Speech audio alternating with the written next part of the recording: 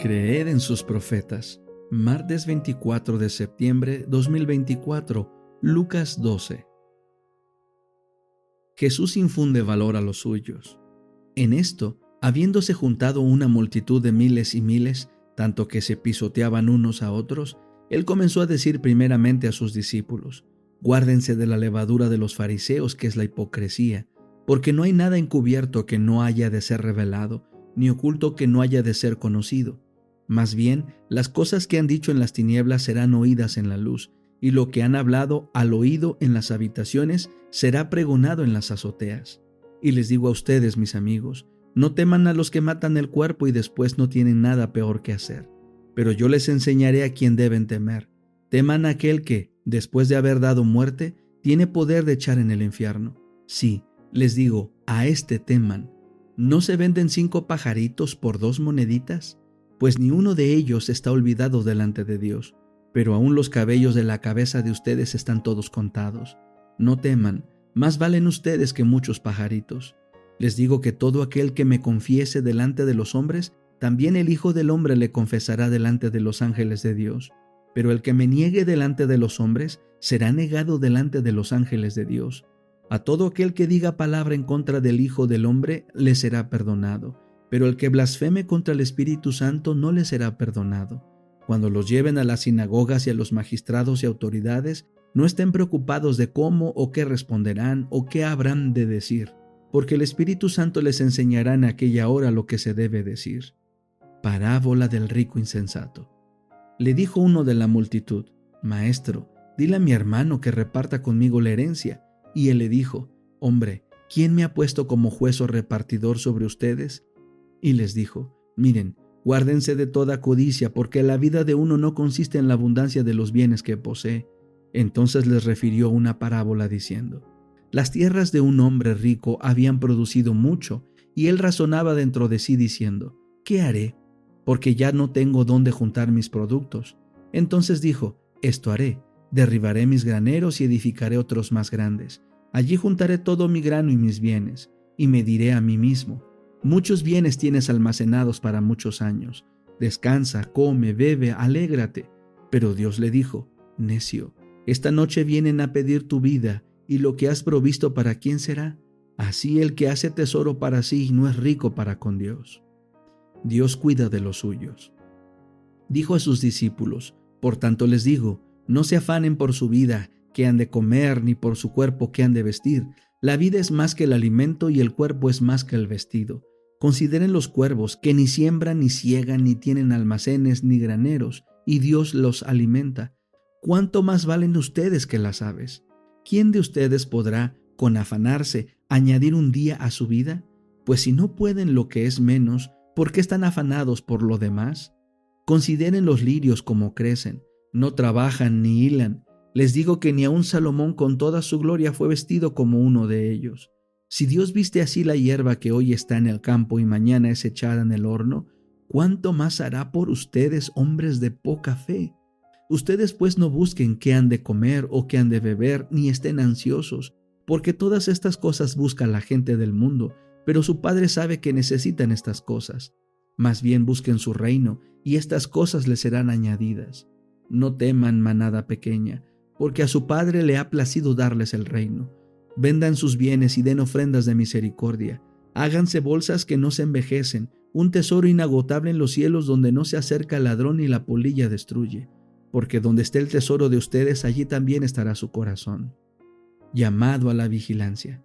Estén ceñidos sus lomos y encendidas sus lámparas, y sean ustedes semejantes a los siervos que esperan a su Señor cuando ha de volver de las bodas, para que le abran al instante en que llegue y llame.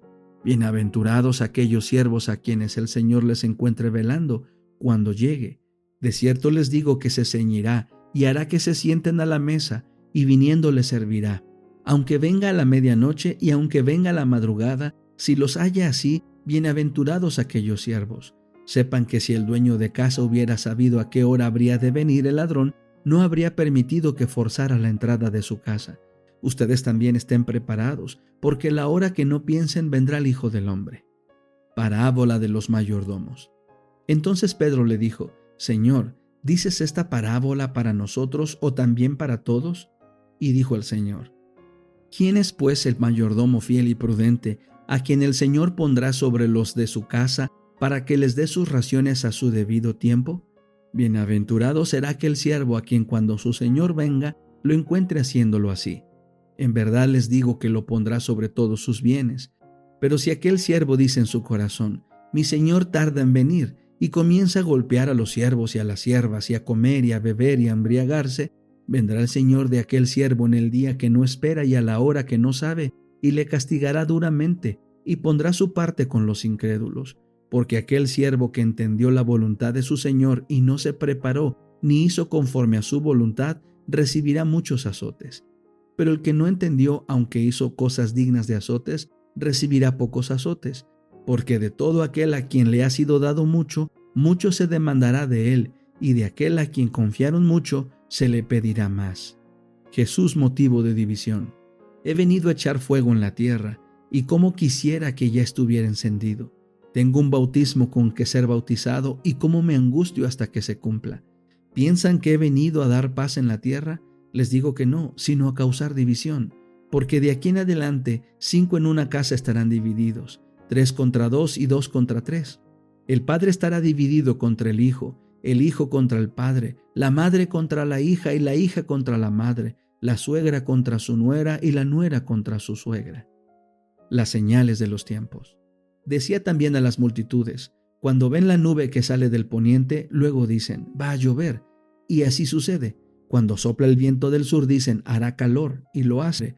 Hipócritas, saben interpretar el aspecto del cielo y de la tierra, ¿y cómo no saben interpretar este tiempo? ¿Por qué no juzgan ustedes mismos lo que es justo? Pues cuando vayas al magistrado con tu adversario, procura con diligencia arreglarte con él en el camino. No sea que te arrastre al juez y el juez te entregue al policía y el policía te meta en la cárcel. Te digo que no saldrás de allí hasta que hayas pagado hasta el último centavo. El deseado de todas las gentes. Capítulo 65. Cristo purifica de nuevo el templo.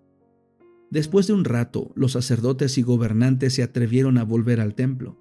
Cuando el pánico hubo pasado, los sobrecogió la ansiedad de saber cuál sería el siguiente paso de Jesús. Esperaban que tomara el trono de David. Volviendo quedamente al templo, oyeron las voces de hombres, mujeres y niños que alababan a Dios. Al entrar quedaron estupefactos ante la maravillosa escena. Vieron sanos a los enfermos, con vista a los ciegos, con oído a los sordos y a los tullidos saltando de gozo. Los niños eran los primeros en regocijarse. Jesús había sanado sus enfermedades, los había estrechado en sus brazos, había recibido sus besos de agradecido afecto, y algunos de ellos se habían dormido sobre su pecho mientras él enseñaba a la gente. Ahora con alegres voces los niños pregonaban sus alabanzas, repetían los hosanas del día anterior y agitaban triunfalmente palmas ante el Salvador. En el templo repercutían repetidas veces sus aclamaciones: bendito el que viene en nombre de Jehová. He aquí tu rey vendrá a ti justo y salvador. Hosana al hijo de David. Oír estas voces libres y felices ofendía a los gobernantes del templo, quienes decidieron poner coto a estas demostraciones. Dijeron al pueblo que la casa de Dios era profanada por los pies de los niños y los gritos de regocijo. Al notar que sus palabras no impresionaban al pueblo, los gobernantes recurrieron a Cristo. ¿Oyes lo que estos dicen? Y Jesús les dice: sí. ¿Nunca leísteis: de la boca de los niños y de los que maman perfeccionaste la alabanza? La profecía había predicho que Cristo sería proclamado rey, y esta predicción debía cumplirse. Los sacerdotes y gobernantes de Israel rehusaron proclamar su gloria, y Dios indujo a los niños a ser sus testigos. Si las voces de los niños hubiesen sido acalladas, las mismas columnas del templo habrían pregonado las alabanzas del Salvador. Los fariseos estaban enteramente perplejos y desconcertados. Uno a quien no podían intimidar ejercía el mando. Jesús había señalado su posición como guardián del templo. Nunca antes había asumido esa clase de autoridad. Nunca antes habían tenido sus palabras y obras tan grande poder.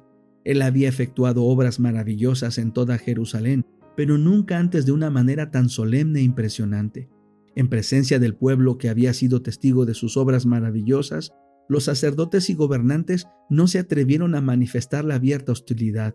Aunque airados y confundidos por su respuesta, fueron incapaces de realizar cualquier cosa adicional ese día.